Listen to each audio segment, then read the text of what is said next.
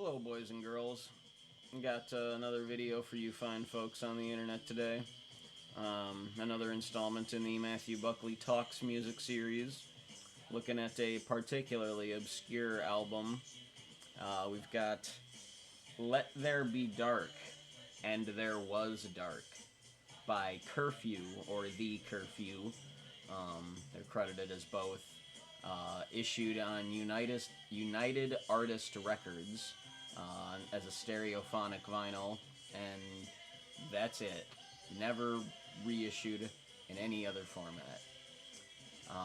The most background I can give. A few days of cursory online research has turned up surprisingly little about this record or even this band at all.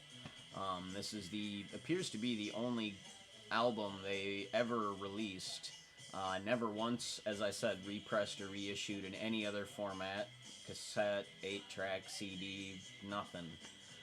So, seems to be a one-off project by studio musicians, perhaps led by guitarist and songwriter Stephen Geyer, the person credited with writing 2 original compositions on the record. Which happened to be the 2 songs that were also issued as the A and B sides of the only promotional single. There are no personnel credits whatsoever on the record, inner or outer. And the only, aside from songwriting and publishing credits, the only other credited musical personnel are producers Hank Hunter, an American songwriter, and Neil Levinson, who's best known as being a classically trained pianist. And also he wrote one of the songs on side B. So that leaves the background of this project quite a mystery. Art direction is credited to prolific album cover artist and photographer Frank Gawana. I'm not 100% sure how to pronounce his last name.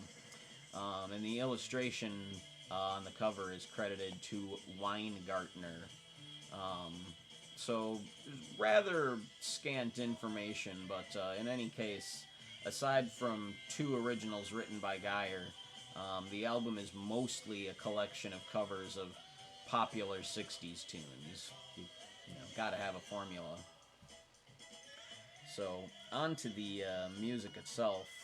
Side A opens with Photogenic Jenny, one of the original songs on the album by guitarist Stephen Geyer, and the sole promotional single, released in March of 1970. Swirling organ and fuzzy guitars kick the track into gear, and we also get a healthy dose of cowbell action. There are some seriously dynamic layered vocals, and the lyrics are appropriately whimsical, but the instrumentation is where the song really shines. We're treated to a sizzling guitar solo and more than a couple sudden musical shifts. The ending being a particular structural surprise. It's really an all-around adventurous composition. The single could have and should have been a hit, if you ask me. The following track, Wait for the Moment, was issued as the B-side of the aforementioned Smash Flop single, and was also written by Geyer. In my opinion, it really sounds like a garagey mid-60s jam. I can imagine like early period Grateful Dead playing this song in their 66, 67 era. It's a real fun rocker, again, with appropriately whimsical and somewhat hippy-dippy lyrics. It's a solid cut. Definitely could have been, a hit single in like the summer of 66 or 67 in San Francisco or something. The next track, Everyday Kind of Love, was written by Bob Stone, who came to prominence years later, working as an engineer and studio technician for Frank Zappa at his personal recording studio in the early 80s. And I hadn't realized until doing research for this video that he had actually also been working professionally as a songwriter since the mid-60s, writing songs for Bobby Vee, Jackie DeShannon, Bobby Sherman, bands like the Sandpipers, the Strawberry Alarm Clock, and even somebody like Screamin' Jay Hawkins, among a slew of others. And this song, in my opinion, in particular, the Everyday Kind of Love, it sounds an awful lot like, it could have been Spanky and Our Gang, with layered ba ba ba harmony backing vocals and all that stuff. Definitely a bit of a shift in musical tone from the previous track, from the rough, razor sharp psychedelic garage sound to kind of a more smooth and soft sunshine pop sound. But it's, like I said, a dynamite slice of sunshine pop. The vocals drifting into the fade are just heavenly. It's one of my personal favorites on the album, to be honest. And the following track, Something Inside of Me, is a Fleetwood Mac cover, written by guitarist Danny Kirwan, and originally released on the group's 1969 United States exclusive compilation, English Rose. And the prevailing sound on this track takes a definite swing, as you might imagine being an early Fleetwood Mac song. A swing in the opposite direction from the sunshine pop of the previous track to a fuzzy electric blues. And the wailing vocalist captures the feeling in their delivery perfectly. You feel the blues. The guitar is dirty, and during the solo almost seems to aggressively stagger along, if I may speak in metaphor. It's a fantastic cut, a great cover. The next track, Tossin' and Turnin', is a cover of the Bobby Lewis song, written by singer and songwriter and guitarist Richie Adams and songwriter Malou Renee. Originally issued as a single in February of 1961. It's definitely one of the older songs covered on the album. And this rendition retains all of the rock and roll energy of that original. The band plays tight, vocal is strong.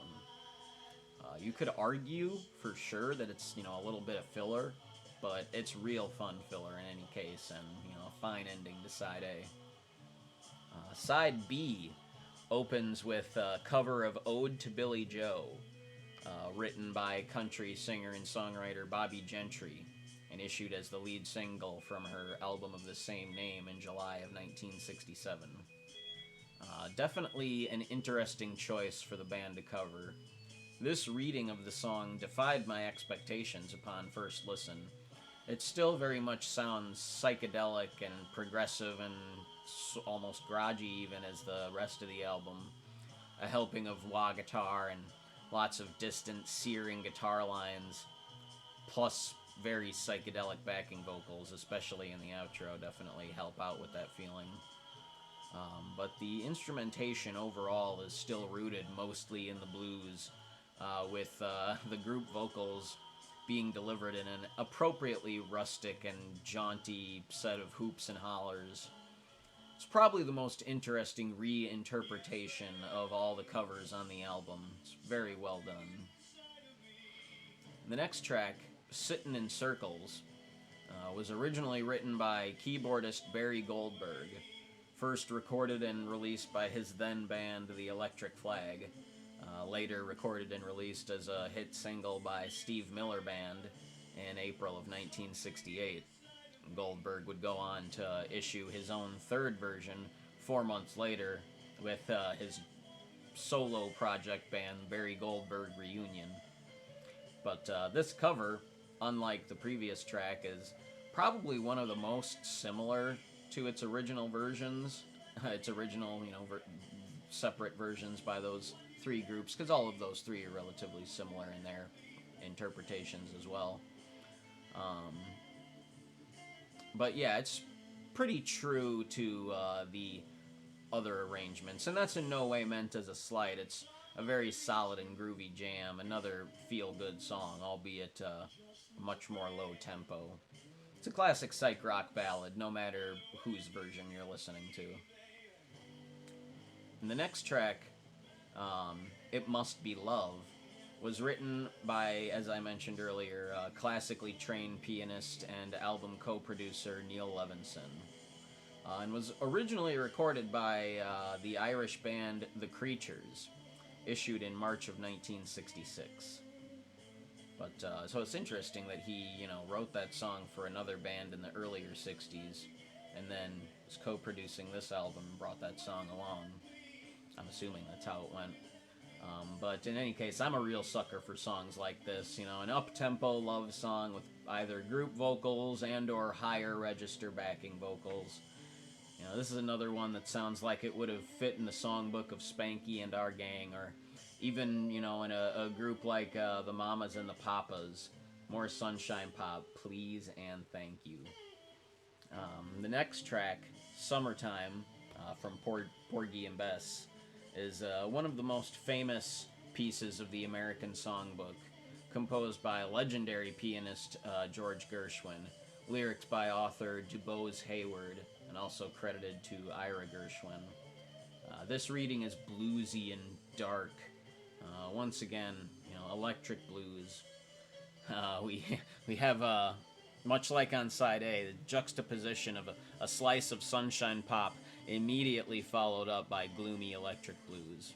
It's a very powerful juxtaposition of feelings. Again, the vocalist delivers the goods, as does the organist.